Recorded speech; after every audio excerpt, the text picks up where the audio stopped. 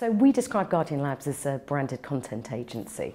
And if we talk about the Guardian Labs' proposition, it's about creating unstoppable stories. So the benefit of unstoppable stories for brands is that we create the most engaging, influential and shareable content that therefore connects brands to the Guardian's progressive audience.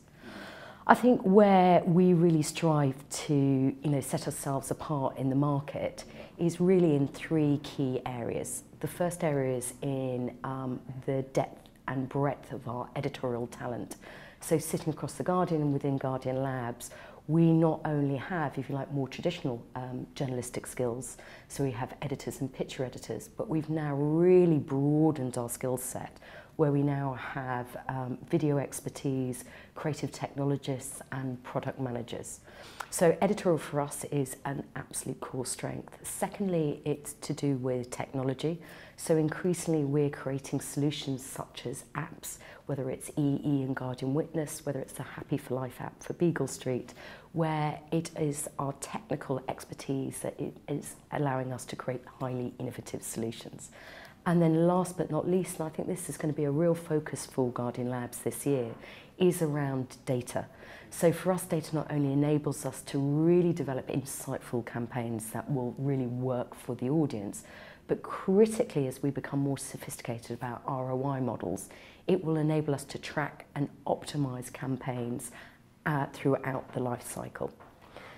So I believe that you've already plugged Guardian Labs as a creative agency into Response Plus, which is the Guardian's programmatic initiative, right? Could you tell us about that? So with Diageo, we pioneered their first real-time content marketing campaign.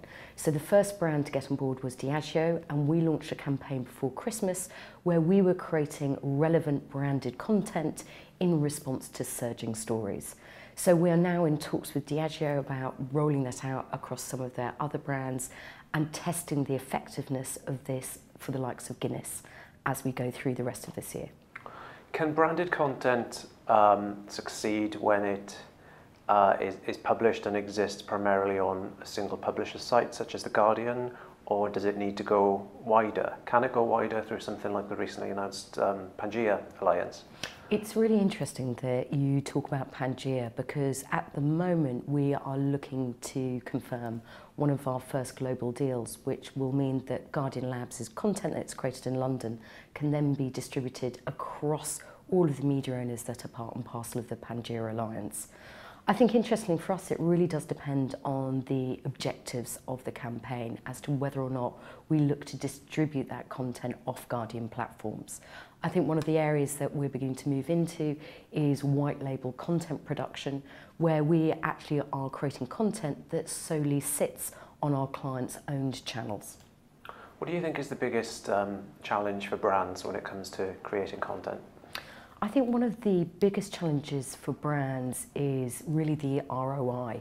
So what we found over the last year is more often than not, the KPIs set for the campaign are fairly blunt, if you like, digital display metrics, whether it's dwell time and or uniques.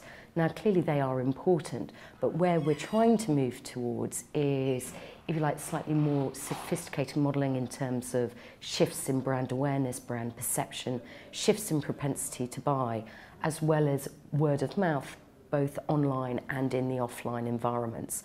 So for us, ROI really is critical, and I think for clients to be able to justify the use of content, maybe in addition or maybe instead of more traditional channels, is going to be absolutely critical to ensure we can really demonstrate the value of content going forwards. What are your expectations from Cannes this year? How is that festival changing? I think the interesting thing for us is seeing that there's now a refocus, if you like, on the awards themselves, and a refocus on the importance of creativity and technology playing a real part in creativity across all of advertising's disciplines. I think the interesting conversations that I'll be looking to have over in Cannes is with some of our key clients over there talking about the future of content, how we may link up content with Pangea, and also I think really interesting discussions about viewability and also discoverability when it comes to content. What do you think there are open problems there with the issues of fraud, viewability right now in the industry. There have been several big initiatives to bring more certainty and safety to bear on those for brands and advertisers. Do you think that we're there yet, or is there still some way to go? I think the majority of media agencies and clients and media owners will admit that there's still some way to go. But from a Guardian perspective, we are looking to actually announce our recommendations and the changes that we've made to be able to lead the way in terms of viewability for our clients.